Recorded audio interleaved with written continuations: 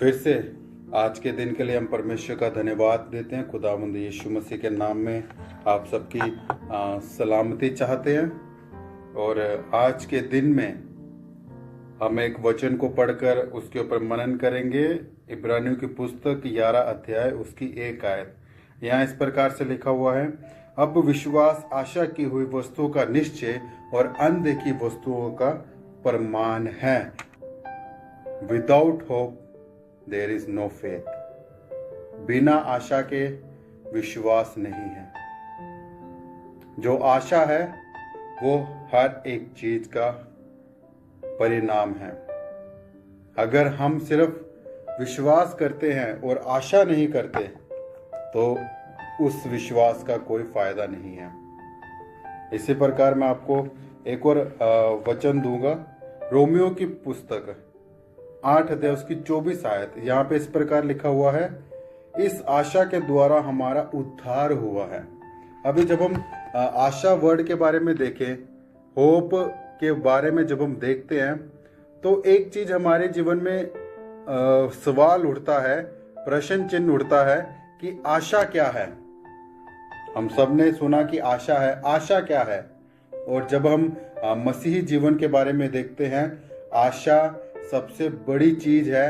जो हमें एक आशा है कि हमें क्या मिल गया है, उद्धार मिल गया है। मैं आपको अपने जीवन के बारे में बताऊं, मैं एक राजपूत परिवार से हूं, लेकिन मसीह में आने से पहले, मसीह को जानने से पहले, वचन को पढ़ने से पहले हम भी बहुत जगह घूमे, हम भी बहुत जगह गए, लेकिन आशा, उद्धार हमें कहीं से नहीं मिला। जब हम मसीह में आए, जब हमने वचन को पढ़ा, वचन को पढ़ना शुरू किया, तब हमें पता चला कि आशा इसी में है, उद्धार इसी में है। मैं इसी के साथ आपको एक छोटी सी कहानी बताऊंगा। बाइबल में 12 साल से लहू बहने वाली स्त्री के बारे में है। जब वचन में पढ़ते हैं, वहां पे लिखा हुआ है कि उसने अपनी सारी जमा पूंजी डॉक्टरों को दे दी, लेकिन फिर भी इलाज नहीं मिला। फिर भी इलाज नहीं मिला उसको। उसने पूरा अपना जितना पैसा था वो डॉक्टरों के हाथ में दे दिया। लेकिन वचन बयान करता है, उसने मन में एक आशा रखी कि यीशु मसीह यहाँ से जा रहा है, मैंने इसके बारे में बहुत कुछ सुना हुआ है, अगर मैं इसके पल्ले को ही छू लूंगी तो मैं क्या है, चंगी हो जाऊंगी। और वचन बयान करता है, जब उसने यीशु मसीह का पल्ला पकड़ा तो वो चंगी हो गई, उसी समय चंगी हो गई। हालांकि उसका कोई पैसा नहीं लगा, कुछ नहीं लगा, उसी समय वो क्या हो गई, चंगी हो गई। उसी समय वो शुद्ध हो गई। क्यों? क्योंकि पूरे मन के साथ उसने क्या किया हुआ था, आशा रखी हुई थी। और जब हम इस वचन में पढ़ते हैं, यहां पे भी यही लिखा हुआ है कि अब जो आशा है वो सारे विश्वास का क्या है, परिणाम है। अगर हम विश्वास करते हैं और आशा नहीं करते तो मेरे प्रिय जीजों, उसमें हम गलत हैं। क्योंकि यहाँ पे वचन कहता है, इस आशा के द्वारा हमारा उद्धार हुआ है, परंतु जिस वस्तु की आशा की जाती है वह जब वह देखने में आए तो फिर आशा कहाँ रही। हमें चाहिए कि हमें एक चीज चाहिए, लेकिन हमें हमारी नजरों के सामने होनी चाहिए। तो मैं आपसे पूछना चाहता हूं कि फिर हमारी आशा कहाँ रही।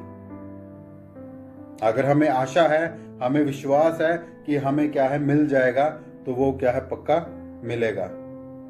जब हम इस वचन में पढ़ते हैं तो इस आज के सुबह के मनन के द्वारा एक छोटा सा मैसेज, छोटा सा थॉट जो मैं छोड़ना चाहता हूं वो ये है कि without hope there is no faith. हमें थोड़ा सा अपने बारे में सोचना चाहिए। और जब मैं अपने जीवन के बारे में देखता हूं, मैं एक चीज देखता हूं कि मैं राजपूत परिवार से हूं, लेकिन मैं राजपूत परिवार से ऐसा व्यक्ति हूं अपने पूरे एरिया में जिसके पास उद्धार है, उद्धार मिल गया है मुझे। और अगर आप भी चाहते हैं कि उद्धार चाहिए, उद्धार मुझे भी मिलना चाहिए, तो मेरे प्रिय जीजों एक बार वचन पढ़ के देखो। मेरे प्रिय जीजों, उस महिला की तरह, उस 12 साल की रोगन जो स्त्री थी, उसकी तरह एक बार यीशु का पल्ला पकड़ के देख लो।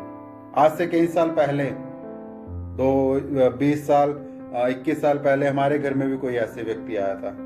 उसने बोला कि आप लोग परेशानी में हो, दिक्कत में हो, समस्या में हो, आपने हर एक जगह जाके देख लिया, एक काम करो, एक बार यीशु का पल्ला पकड़ के देख लो। और जब हमने देखा कि हम यीशु का पल्ला पकड़ के चेक करते हैं, और जब हमने चेक किया तो अभी परमेश्वर की दया से, परमेश्वर के अनुग्रह से वही जो अंधे की वस्तुओं का प्रमाण है वो वस्तुएं हमारे पास आई। वो चीजें परमेश्वर ने आशीषित किया उन चीजों से। ये होता है जब हम परमेश्वर के पास पूर्ण रीति से पूरी आशा रखते हुए जब हम परमेश्वर के पास आते हैं। तो आज के थॉट के द्वारा मैं यही पे वचन समाप्त करूंगा कि without hope there is no faith. परमेश्वर इस छोटे से मनन के द्वारा हम सबको आशीष दे। May God bless you. आमीन।